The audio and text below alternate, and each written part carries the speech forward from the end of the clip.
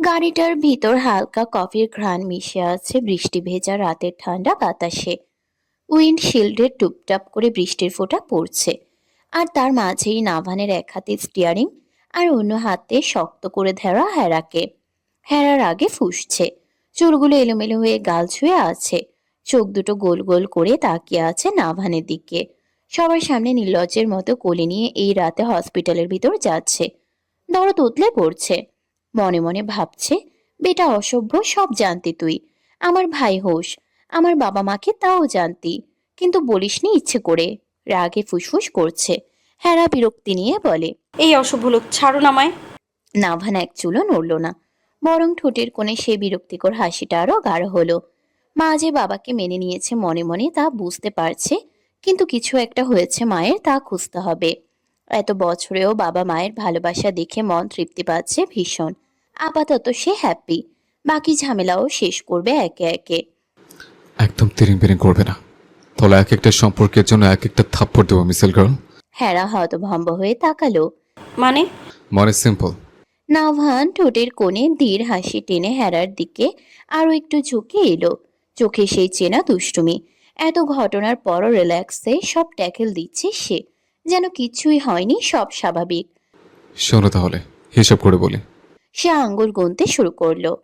মায়ের সূত্র ধরে তুমি আমার মামাতো বোন, বাবার সূত্র ধরে ফুফাতো বোন।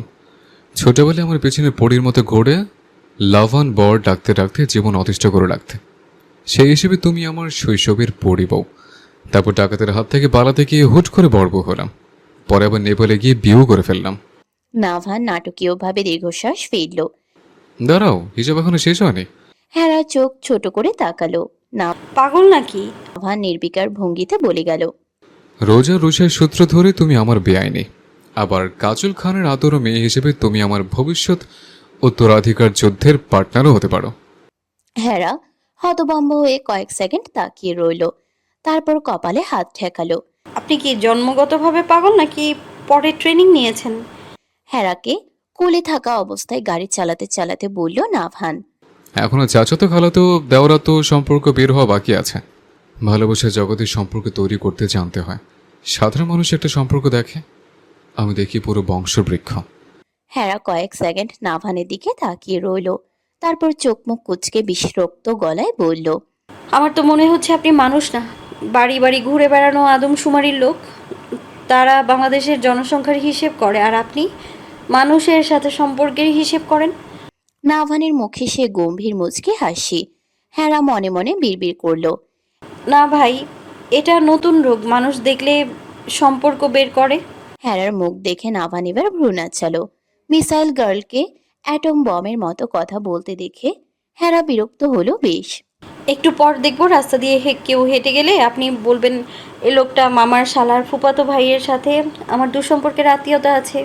নাভান বুক ফুলিয়ে গম্ভীর ভঙ্গিতে বলল, সম্পর্ক খুঁজে বের করো একটা আর্ট, সবার দ্বারা হয় না, বুঝলে মিসেল গার্ল। হেরা ঠোঁট বাঁকিয়ে তাকালো। আর আপনি সেই আর্টের হাতে থাকা পারিবারিক ডিএনএ রিপোর্টার। আপনাকে নিয়ে সরকার চাইলে আলাদা মন্ত্রণালয় খুলতে পারে, সম্পর্ক আবিষ্কার ও আত্মীয়তা উন্নয়ন অধিদপ্তর। নাভান এবার হেসে ফেলল, মন ভোলানো সেই হাসি। আচ্ছা, হেরার তো মুড অফ থাকার কথা, কিন্তু সে নাভানের পাল্লায় পড়ে সব ভুলে গেছে। তার মানে কি তার বাবা মায়ের প্রতি টান নেই? আসলে আমরা যখন খুব বেশি চিন্তা করি, মন খারাপ করি, তখন মানসিক শান্তি যার কাছে পাই তার আশ্রয়ে যেতে চাই। হেরা তো বুঝতেই পারছে না নাভান তার মানসিক শান্তি, আর এই লোককেই প্রথম এত কিছুর পরেও গম্ভীর থেকে হাসতে দেখছে। এটাই যেন হেরাকে আশ্চর্য করে তুলছে। তাই তো তার অ্যাটম বোমের মতো কথা না চাইতেও বের হয়ে যাচ্ছে মুখ থেকে। নাভান কিছু বলতে যাবে তার আগেই নাভানের দিকে তাকিয়ে আবারও বলল হেরা, ভাই সাবধান, আর 2 মিনিট কথা বলে আপনি প্রমাণ করে ফেলবেন পুরো বাংলাদেশই আপনার আত্মীয়। হেরা এবার সত্যি সত্যি নাভানের হাত থেকে নিজেকে ছাড়ানোর চেষ্টা করলো। এ অসবলোক, ছাড়ুন। এভাবে সম্পর্ক আবিষ্কার করতে থাকলে একসময় দেখবো আপনি বলছেন পূর্বজন্মে আমি আপনার 7 গ্রামের আত্মীয় ছিলাম। নাভান মুচকি হেসে আরো শক্ত করে হাত ধরলো। সেটা খুঁজে বের করা যাবে, সময় দাও। এত দুশ্চিন্তার মাঝেও হেরাকে স্বাভাবিক রাখতে পেরে নাভান এবার মুচকি হেসে ফেলল। সেই হাসিতে দুষ্টুমি আছে, আবার অদ্ভুত এক মায়াও আছে। সে ইচ্ছে করেই হেরাকে আরো শক্ত করে নিজের বুকের সাথে চেপে ধরলো। এই অসভ্য লোক, আপনার ভেজা শার্টে আমার শরীর ভিজে যাচ্ছে, ছাড়ুন বলছি। অসভ্যতার কিছু কি করেছে? বারবার অসভ্য বলছো কেন? দেখুন আমায়, ছাড়ুন। একদম চুপ। আমার কোলে চুপচাপ বসে থাকো, বেবিদের মতো। আমি বেবি না যে কোলে উঠে বসে থাকবো। নাভান ভ্রু তুলল। বাচ্চারাই বুঝি শুধু কোলে ওঠে? হ্যাঁ। কাথি। হেরা সঙ্গে সঙ্গে ফুঁসে উঠল। কি বলেন? গাধি আমি? আমি আপনি গাধা একটা। নাভান বিরক্ত মুখ করে দীর্ঘশ্বাস ফেলল। উফ মিসেল গার্ল, নড়াচড়া করবে না, ভয় লাগছে। অন্য কিছু করে ফেলবো আমি। হেরার চোখ বড় বড় হয়ে গেল। ছি ছি, আপনি কি বাজে লোক। হেরার ছিচি করাতে নাভান তার দিকে কেমন ভ্রুকুচকে তাকায়, যেন হেরা কি বুঝেছে তা বুঝতে চেষ্টা করছে সে। পরক্ষণে হেরার ভাব বুঝে বলে ওঠে নাক সিটকে। আমি কি তোমার সাথে ইন্টিমেট হতে চাচ্ছে, নাকি চুমু খেতে চাচ্ছে? হেরা থমকে গেল, বিরক্ত নিয়ে বলল। তাহলে এইসব বাজে কথা বলেন কেন? নাভান স্টিয়ারিং ঘোরাতে ঘোরাতে শান্ত গলায় বলল। কারণ তুমি কোলে বসে এভাবে তেনিং বেনিং করলে অ্যাক্সিডেন্ট হবে। তখন যদি ভুলে গাড়ি উল্টে ফেলে? হেরা ঠোঁট ফুলিয়ে তাকিয়ে রইল। ছি, কি ভেবেছিল সে? নাভান কটাক্ষ করে বলে ওঠে। এসব চলো মনে? ছি, তোমার মাইন্ডে তো বাজে মিসেল গার্ল। এই একদম আমায় এইসব কথা বলবেন না। বলবো, 1000 বার বলবো। নিজে ভাবতে পারবি আর মানুষ বললেই দোষ? অসভ্য গাধা বাজে লোক। নাভান মুচকি হেসে হঠাৎ গাড়িটা রাস্তার পাশে থামিয়ে দিল। হেরা চমকে উঠল। গাড়ি কেন থামালেন? নাভান ধীরে ধীরে তার দিকে ঝুঁকে এলো, এতটাই কাছে যে হেরা নিজের নিঃশ্বাসও আটকে ফেলল। কারণ নাভান নিচু স্বরে বলল। তুমি যখন রাগ করো তখন তোমাকে আরো বেশি বিরক্ত করতে ইচ্ছে করে। হেরা কিছু বলার আগেই নাভান তার কপালে টোকা দিল। আরেকটা কথা, কি? তুমি যত অশুভ বলো আমায়, আমার কোলে উঠে ঠিকই ফিল নাও। তা না হলে ওই দিনের মধ্যে আঠা লেগে জোড়া লাগেনি তো আমরা। আর না, তুমি আমি বেঁধে রেখেছি। তুমি চাইলে কিন্তু উঠতে পারতে আমার কোল থেকে, কিন্তু ওঠোনি। যাই হোক, আমার দয়ার শরীর, তাই কোলে উঠে বাচ্চাদের। নাভানের ঠোঁটের কোণে দুষ্টু হাসি। হেরা লজ্জা আর বিরক্তির মাঝামাঝি গলায় বলল। আপনি আসলেই একটা অসভ্য। ধন্যবাদ, কমপ্লিমেন্টটা গ্রহণ করলাম। বলেই নাভান হেরাকে আরো শক্ত করে বুকের সাথে আগলে হাসপাতালের ভেতরে ঢুকে পড়ল। তার হাঁটার ভঙ্গিটা অদ্ভুত এক তাড়াহুড়ো, অথচ বাহ্যিকভাবে সে শান্ত। যেন পুরো পৃথিবী এলোমেলো হয়ে গেলেও এই মেয়েটাকে সে হাত থেকে পড়তে দেবে না। হাসপাতালের করিডোর জুড়ে জীবাণুনাশকের গন্ধ, সাদা আলোয় ঝলমল পরিবেশ। তুষার আগেই সব ব্যবস্থা করে রেখেছে। নার্সরা সম্মান মিশ্রিত কৌতূহলী চোখে তাকিয়ে আছে নাভানের দিকে, কারণ এই মানুষটাকে তারা চেনে। কঠিন, ভয়ঙ্কর, নির্মম। অথচ আজ সেই মানুষটাই একটা মেয়েকে বুকের সাথে এমনভাবে ধরে রেখেছে যেন কাচের পুতুল। অন্যদিকে তুষারের কেবিনে বসে ঝিনুক নীরবে কাঁদছে। তার চোখ লাল হয়ে গেছে, ঠোঁট কাঁপছে। নাভানকে সে ছোটবেলা থেকে চেনে। ছেলেটা বাইরে যতটাই শক্ত, ভেতরে ততটাই ভাঙাচোরা। এটা খুব কম মানুষই জানে। তুষার চেয়ার টেনে ঝিনুকের সামনে বসে নরম গলায় বলল। এই ঝিনুকমালা, প্লিজ যান, এমন করে কেঁদো না। নাভান সব সামলে নেবে, আমরা আছি তো ওর পাশে, তাই না? ঝিনুক ভেজা চোখে তাকালো। আমি মামনিকে চিনি তুষার, উনি কখনো সহজে আঙ্কেলকে মেনে নেবেন না। আমি শুধু চাই নাভানের একটা সুন্দর পরিবার হোক। এক মন বলেছে, মামনি মেনে নিয়েছে, কিন্তু তুষার কথা শেষ করতে না দিয়ে হালকা হেসে মাথা নাড়ল। তুমি না ওর বড় বোন, তোমাকেই তো শক্ত থাকতে হবে। আর আমরা ছেলে মানুষ, অসম্ভবকেও সম্ভব করি। একটু ঝুঁকে ফিসফিস করে বলল। দেখবে একদিন সবাই একসাথে থাকবে, ইতিহাসের পাতায় তোমাদের বন্ধুত্বের গভীরতা লেখা থাকবে। ঝিনুকের চোখে আবার পানি জমল। তুষার এবার নাটকীয় ভঙ্গিতে দীর্ঘশ্বাস ফেলে বলল। উফ, এত সুন্দর করে কাঁদে কেউ। আমার লেডি বাইকার বউয়ের এই রূপ তো নতুন। দেখি আমি হার্টের রোগী হয়ে যাচ্ছি। জান, বিয়ের ডেট কিন্তু আরো আগে বানবো। ঝিনুক কটমট করে তাকালো। চুপ করেন হাতুড়ে ডাক্তার। তুষার মুচকি হাসলো, তারপর হঠাৎ গম্ভীর হয়ে বলল। জান, আমার একটা কথা রাখবে? কি? একটু চোখ বন্ধ করবে? ঝিনুক ব্রু কুচকালো। কেন? একটা মেডিসিন দেবো, কিসের মেডিসিন? তুষার নিচু স্বরে বলল। যেটা তোমার সব দুশ্চিন্তা কয়েক মুহূর্তের জন্য উধাও করে দেবে। ঝিনুক কিছুক্ষণ তাকিয়ে থেকে ধীরে ধীরে চোখ বন্ধ করলো। বাইরে তখন আচমকা বৃষ্টি শুরু হয়েছে। জানালার পাশে সাদা আকাশি রঙের পর্দা বাতাসে দুলছে। পুরো কেবিনে এক অদ্ভুত কোমলতা ছড়িয়ে পড়েছে। তুষার প্রথমে ঝিনুকের কাটা হাতে আলতো করে ঠোঁট ছোঁয়ালো, তারপর দুই হাতে তার মুখ তুলে নিল। ঝিনুক চোখ খুলে কিছু বলার আগেই তুষার নিজের ঠোঁট তার ঠোঁটের উপরে ছুঁয়ে দিল। মুহূর্তটা থমকে গেল। ঝিনুক প্রথমে সরে যেতে চাইল, কিন্তু তুষার বাধা দিল। অনেক দিন পর কাছে পেয়েছে মেয়েটাকে, এত সহজে ছেড়ে দিবে এত ভালো ডক্টর সে নয়। তুষারের শার্টের কলার শক্ত করে ধরল ঝিনুক। তুষার তাকে আরো গভীরভাবে নিজের কাছে টেনে নিল। বাইরে বৃষ্টির শব্দ আরো জোরালো হলো। ঠিক তখনই কেবিনের দরজা খুলে ভেতরে ঢুকলো নাভান, কোলে তার হেরা। দৃশ্যটা দেখে নাভান এক সেকেন্ড থমকে গেল। হেরা তো চোখ বড় বড় করেই তাকিয়ে রইল। নাভান কাশির ভান করে দ্রুত মুখ ঘুরিয়ে নিল। হুম, সরি। তুষার নাভানকে ঠিকই দেখতে পেয়েছে, কিন্তু ঝিনুক উল্টো থাকায় দেখেনি। হাতের ইশারা করতেই নাভান হেরাকে কোলে রেখে দরজা বন্ধ করে বাইরে বেরিয়ে এলো। করিডোরে দাঁড়িয়েই সে হেরার দিকে তাকিয়ে কটাক্ষ করলো। এই মেয়ে, এখন ওদিকে কি হা করে দেখছো? হেরা চমকে উঠল।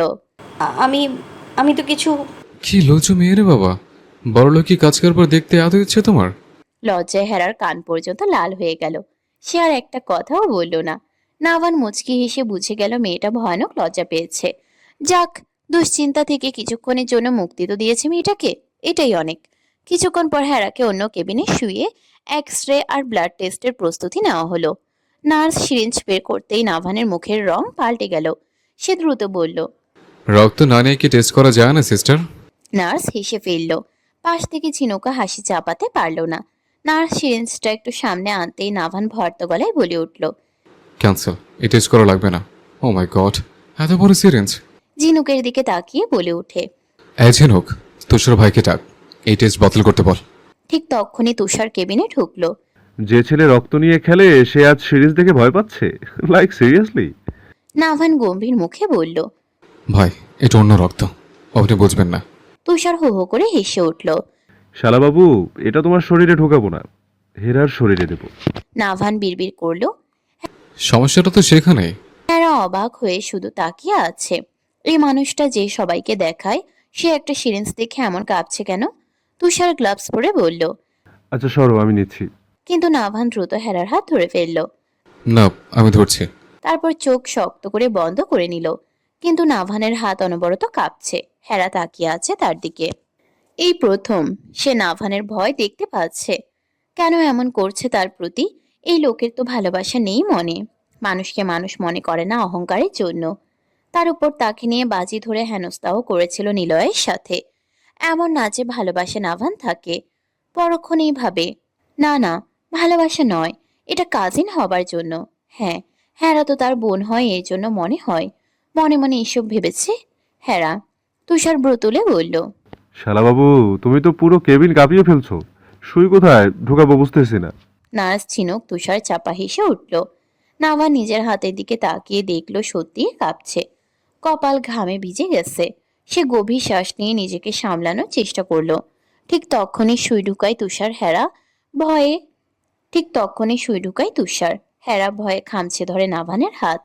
এতক্ষণ নাভানের কাঁপাকাঁপি দেখে সুইয়ের কথা ভুলে গিয়েছিল। কিন্তু যখন সুই ঢুকায় তখন ভয়ে মেয়েটা এমনভাবে খামছে ধরে, নিজের নখ নাভানের হাতের চামড়া ভেদ করে মাংসে ঢুকে যায়। রক্ত বের হতে লাগে, কিন্তু নাভানের তাতে ভ্রুক্ষেপ নেই। সে হেরাকে শক্ত করে ধরে রেখেছে, যাতে হেরা এক চুলো ব্যথা না পায়। অবশেষে রক্ত নেওয়া শেষ হতেই তুষার যুদ্ধে বিজয়ী হয়েছে এমন ভঙ্গিতে বলল। জীবনে প্রথমবার এত ভয় নিয়ে কারো রক্ত নিলাম। ঝিনুক সঙ্গে সঙ্গে যোগ করলো। বলা তো যায় না হাতুড়ে ডাক্তার কিভাবে নেয় রক্ত। আমিও একটু ভয় পাচ্ছিলাম। তুষার মুখ হা করে তাকালো। বাহ, নিজের জামাইকে সাপোর্ট না দিয়েই অসভ্য গিটারওয়ালাকে দিচ্ছ। কি বাত হে মেরি প্যার কি রানী। ঠিক যেভাবে কোলে করে এনেছিল ঠিক সেভাবেই হেরাকে বুকের সাথে আগলে গাড়ি পর্যন্ত নিয়ে এলো নাভান। নাভানের শক্ত দুহাতের বাঁধনে হেরা অদ্ভুত এক নিরাপত্তা অনুভব করছিল, অথচ মুখে বিরক্তির মুখোশ আঁকড়ে ধরেছিল সে। গাড়িতে বসতেই নাভান চুপচাপ নিজের ভেজা শার্ট খুলে ফেলল। হেরা চোখ বড় বড় করে সাথে সাথে মুখ ফিরিয়ে নেয়।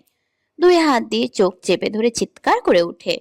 এই অসভ্য গিটারওয়ালা কি করছেন? লজ্জা করে না? শার্ট পরুন প্লিজ। নাভান প্রকুচকে তার দিকে তাকালো। জ্বরের আগে সে ক্লান্ত বিরক্তি তখনও চোখে স্পষ্ট। বৃষ্টিতে ভিজলে অ্যালার্জি হয় আমার, শরীর চুলকাচ্ছে ভীষণ। কথাটা বলে আবার শার্টটা গায়ে জড়িয়ে নিল সে। হেরার চিৎকারে যেন সত্যি আর তর্ক করার শক্তি পেল না। তারপর পুরো রাস্তা দুজনের মাঝখানে শুধু নীরবতা। গাড়ির কাছে বৃষ্টির টুপটাপ শব্দ, মাঝে মাঝে বিদ্যুৎ চমকানোর আলোয় নাভানের ধারালো মুখটা স্পষ্ট হয়ে উঠছিল। হেরা চুপচাপ পাশ ফিরে বসে থাকলেও অদ্ভুতভাবে বুঝতে পারছিল লোকটার নিঃশ্বাস ভারী হয়ে আসছে। বাড়ির সামনে গাড়ি থামতেই হেরা প্রায় দৌড়ে ভিতরে ঢুকে যায়। এতক্ষণ সবাই উৎকণ্ঠায় অপেক্ষা করছিল। হেরাকে সুস্থ দেখে জাওয়াত খান স্বস্তির দীর্ঘ নিঃশ্বাস ফেললেন। সেদিন সবাই নাভান বিলাতেই থেকে যায়, কারণ বাইরে তখনও ঝড় বৃষ্টি থামেনি। রাত গভীর, চারদিকে নিস্তব্ধতা। দেয়াল ঘড়িতে রাত 2টো বাজতেই পুরো বাড়িটা যেন আরো শান্ত হয়ে ওঠে। হেরা নাভানের রুমে নরম বিছানায় শুয়ে আছে। এত নরম বিছানায় সে খুব এত নরম বিছানা সে খুব কমই শু- এত নরম বিছানায় সে খুব কমই শুয়েছে, কিন্তু ঘুম আসছে না তার। বালিশে, চাদরে, এমনকি নিজের গায়েও যেন নাভানের সেই পারফিউমের গন্ধ লেগে আছে। একটা ভারী পুরুষালী সুগন্ধ অদ্ভুতভাবে মস্তিষ্কে নেশা ধরালো। হেরা বিরক্ত হয়ে উঠে বসে। তবুও কথাটা বলার সময় নিজের বুকের ভেতর কেমন অচেনা কাঁপন টের পেল সে। বিরক্ত মুখে রুম থেকে বের হতেই ড্রয়িং রুমের দিকে চোখ যায় তার।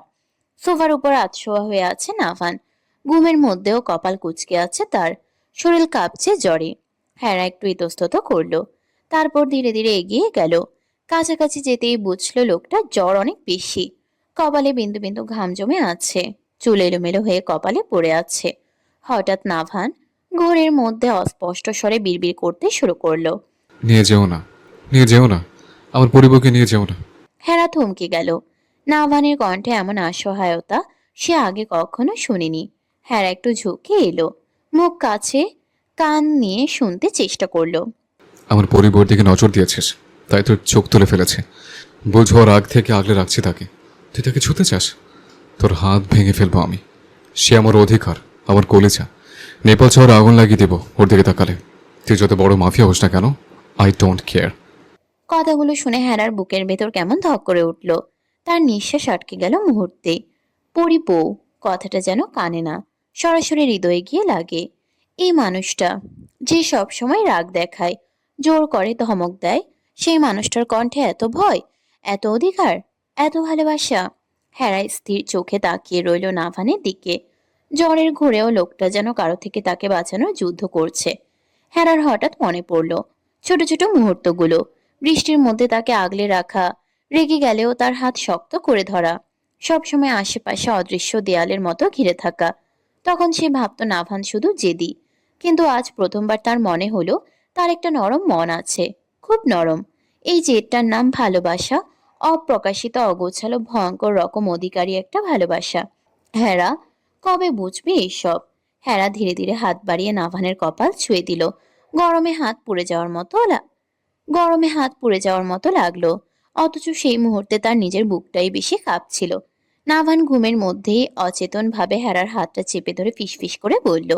আমার পরিব। হেরার চোখ কেঁপে উঠল। কেন যেন হাত সরিয়ে নিতে পারল না সে। বাইরে বৃষ্টি পড়ছিল, ভিতরে এক অদ্ভুত অনুভূতি নিঃশব্দে জন্ম নিচ্ছিল, যার নাম হয়তো ভালোবাসা, অথবা তার থেকেও ভয়ঙ্কর কিছু। হঠাৎ হেরার চোখ পড়ে নাভানের হাতের দিকে। ভরকে যায় হেরা। রক্ত জমাট বাঁধা শুকিয়ে গেছে। মনে পড়ে খামচি ধরা দৃশ্য। ইস, কি বাজেভাবে জখম হয়েছে। কিন্তু লোকটা একটুও টু শব্দ করেনি। নিজেকে বড্ড অপরাধী মনে হলো তার। এদিক সেদিক তাকিয়ে ফার্স্ট এড বক্স খুঁজতে থাকে। না পেয়ে ছুটে যায় নাভানের রুমে। বেড সাইড টেবিল থেকে ফার্স্ট এড বক্স এনে মলম লাগিয়ে দেয় নাভানের হাতে। সামনে থেকে সরে দাঁড়াও। গভীর ভারী কণ্ঠটা পুরো ডাইনিং স্পেসে ধাক্কার মতো বাজতেই সবাই থমকে তাকালো। কাজল খান দুহাত পেছনে গুজে দাঁড়িয়ে আছে, চোখে দাপট, যেন এক কথায় পুরো ঘর চুপ করিয়ে দিতে পারে। জাওয়াত খান ভ্রু তুলে শান্ত গলায় বলল। তুমি কোথায় যাচ্ছ? কাজল খান ঠান্ডা চোখে তাকালো তার দিকে। জাহান্নামে যাবেন? এক সেকেন্ড নীরবতা। তারপর জাওয়াত খান ঠোঁটের কোণে হাসি টেনে ধীরে ধীরে সামনে এগিয়ে এলো। তুমি নিয়ে গেলে যাব। আগে তো কোলে উঠে যেতে আমায়। তখন ছোট ছিলে তুমি, আদুরে বউ ও ছিলে আমার, তাই কোলে নিয়ে বেড়াতাম। এখন তো বড় হয়ে গেছো, এখন কি আমার কোলে তুললে নিয়ে যাব? পুরো টেবিল স্তব্ধ।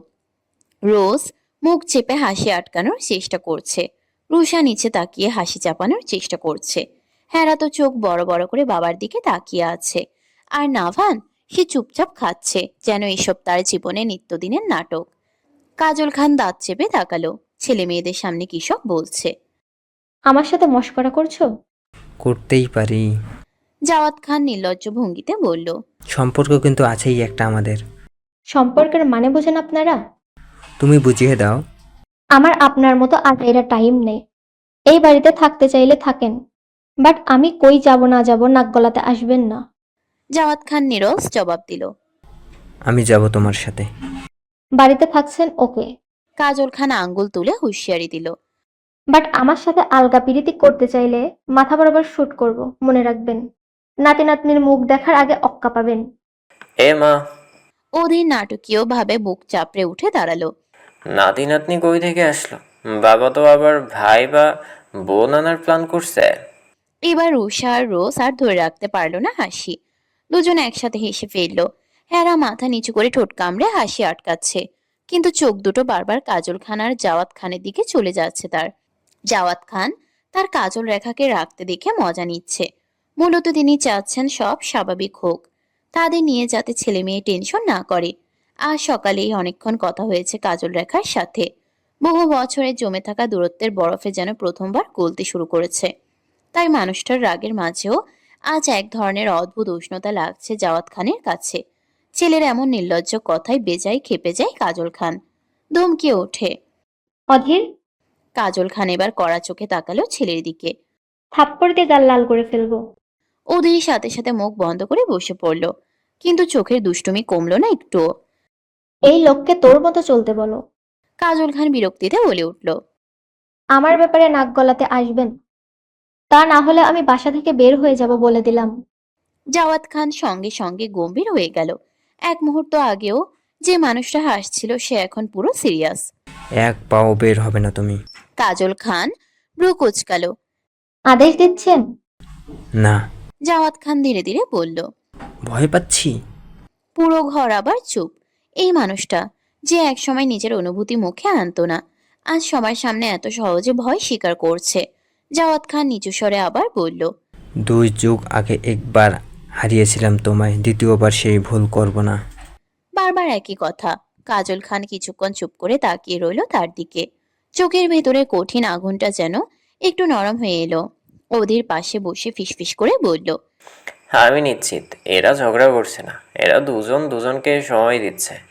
রোজ এবার হেসে পানিতে বিষম খেলো। রুষা টেবিলে মাথা ঠেকিয়ে হাসছে। আর হেরা, সে চুপচাপ বসে আছে, বুকের ভিতর অদ্ভুত শান্তি নিয়ে। এতদিন পরে প্রথমবার সত্যিকারের পরিবার মনে হচ্ছে তার এই বাড়িটির প্রতিটি সদস্যকে। কাজল খান সবাইকে উপেক্ষা করে বের হয়ে যায় বাড়ি থেকে। হেরা, জাওয়াত খানও বের হবে বাসা থেকে। নাভান রাশভারী কণ্ঠে বলে। তোমরা কেউ কি আমার কথা শুনবে না? ঠিক করেছো। হেরা চুপচাপ দাঁড়িয়ে আছে। হেরাকে বাবার সাথে যেতে দেখে অসহায় চোখে তাকায় নাভান। শরীরে এখনো জ্বর একটুও কমেনি। জাওয়াত খান বলে ওঠে। এভাবে থাকা যায় না মাই সন। দেখি তোমার মায়ের রাগ কমে কি না। নাভান কিছু বলে না, চুপচাপ গটগট পায়ে চলে যায় নিজ রুমে। কাজল খান ভিতরে ভিতরে ভেঙে গুঁড়ো গুঁড়ো হয়ে যাচ্ছিলেন। বাহিরে থেকে এখনো তিনি সে কঠিন তেজি অটল নারী, যার চোখের দিকে তাকাতে ভয় পায় মানুষ। কিন্তু বুকের গভীরে সেখানে বছরের পর বছর জমে থাকা অভিমান, অপেক্ষা আর নিঃসঙ্গতার পাহাড় ধসে পড়ছে নীরবে। তিনি তো শুধু চেয়েছিলেন একদিন তার প্রিয় মানুষটা ফিরে আসুক, ভুল বুঝুক, নিজের অপরাধ স্বীকার করে বলুক। কাজল, আর দূরে থেকো না। এই একটি কথার আশায় কত রাত তিনি নির্ঘুম কাটিয়েছেন। কত ভোর জানালার পাশে দাঁড়িয়ে সূর্য উঠতে দেখেছেন। এক একটা দিন পার করেছেন বুক ভরা আশা নিয়ে। আজ হয়তো সব ঠিক হবে। আজ হয়তো জাওয়াত খান তার হাতটা ধরে কাছে টানবে। জীবনের অন্তিম অধ্যায়ে এসেও তার একাকিত্বের শাস্তি শেষ হলো না, বরং শামসুলের পাতা ফাঁদে আবারও অসহায়ের মতো আটকে গেলেন তিনি। এখন কিভাবে সবাইকে রক্ষা করবেন?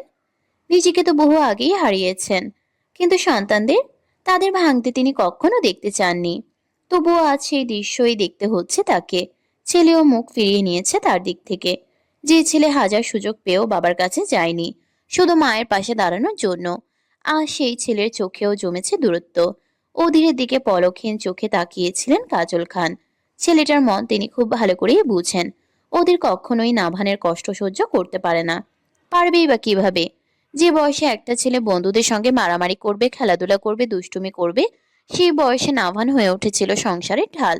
বাবার জায়গাটা নিঃশব্দে নিজের কাঁধে তুলে নিয়েছিল সে। নিজের পড়াশোনা বাদ দিয়ে অধীরকে পড়াতো। স্কুলে কেউ বকলে অধীরের হয়ে ঝগড়া করত। রাতে কাজল খান বাসায় ফিরতে দেরি করলে ঘর গুছিয়ে রাখতো। মায়ের জন্য খাবার রেডি রাখতো। ছোট্ট বয়সে এই ছেলেটা যেন সংসারের পুরুষ হয়ে উঠেছিল।